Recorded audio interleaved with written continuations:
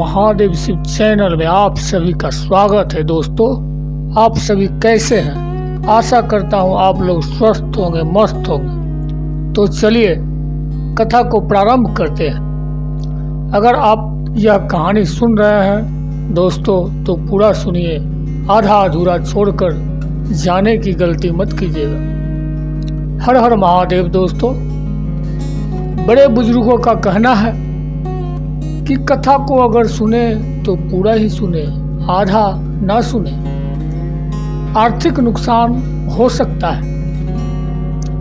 तो चलिए कथा को प्रारंभ करते हैं।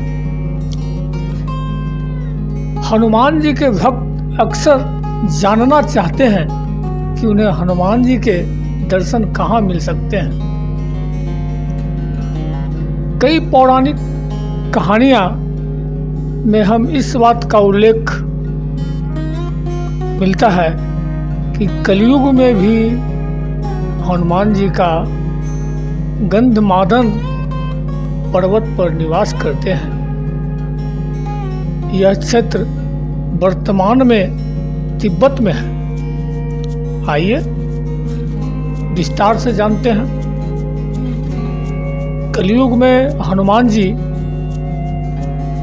का निवास स्थान और किन किन लोगों ने किए हैं उनके दर्शन। हनुमान जी प्रभु श्री राम के परम भक्त हैं। पौराणिक कथा के अनुसार हनुमान जी के केवल बलशाली ही नहीं बल्कि दयालु भी हैं। हनुमान जी इतने दयालु हैं कि अपने शत्रुओं पर भी दया करके उन्हें संकट से निकाल लेते हैं। इसका अर्थ यह है कि हनुमान जी केवल एक देवता ही नहीं बल्कि एक योद्धा भी है। ज्ञान का बल पराक्रम के साथ एक योद्धा में दया भाव का होना ही उसे महान बनाता है। कई पौराणिक कथा में इस बात का उल्लेख भी मिलता है। हनुमान जी कलयुग के संकटों को पार करने में हर उस मनुष्य की सहायता करते हैं जो भी हनुमान जी का स्मरण पूरी श्रद्धा के साथ करता है। बजरंगबली को चिरंजीवी होने का वरदान प्राप्त है। इसीलिए माना जाता है कि हनुमान जी कलयुग में भी सशरीर निवास करते हैं।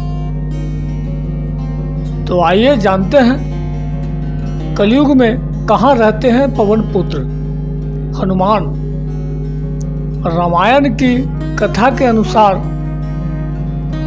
गंधमादन पर्वत से जुड़ी हुई कई कथाएं मिलती है। गंधमादन पर्वत के क्षेत्र को यक्षलोक भी कहा जाता है।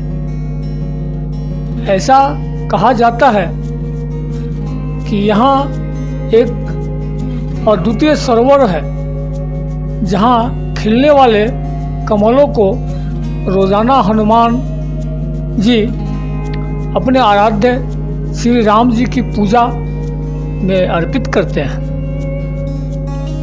श्री मध्य भागवत में वर्णन मिलता है कि द्वापर युग में भी हनुमान जी गंधमादन पर्वत पर निवास करते थे।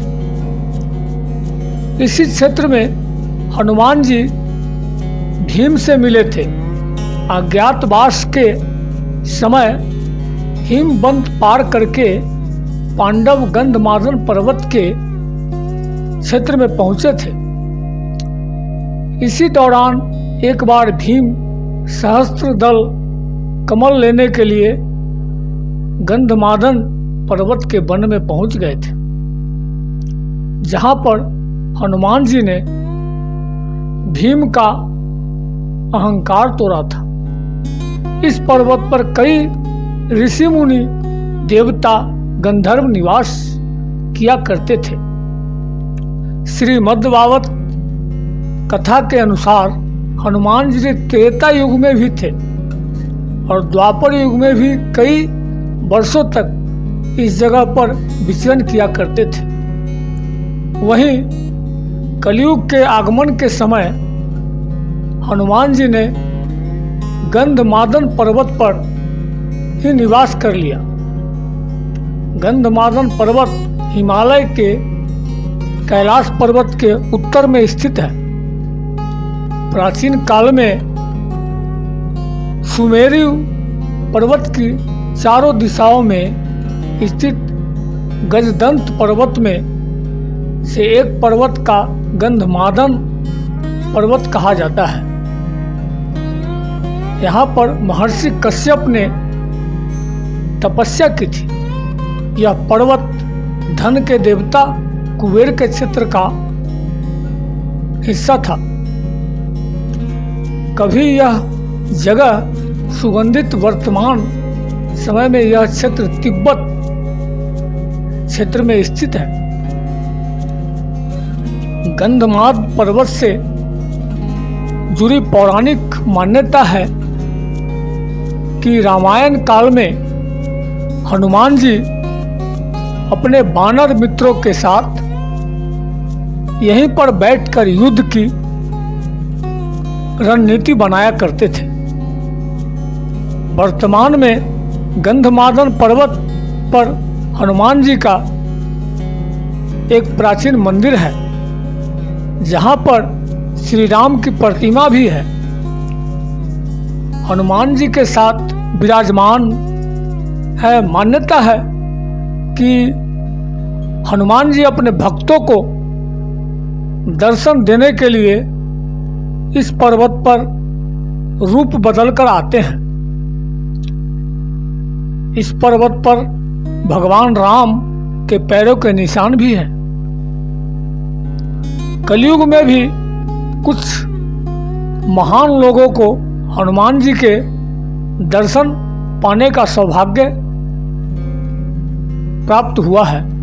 इनमें है गोस्वामी तुलसीदास जी, समर्थ रामदास जी, भक्त माधव दास, नीम करोली बाबा,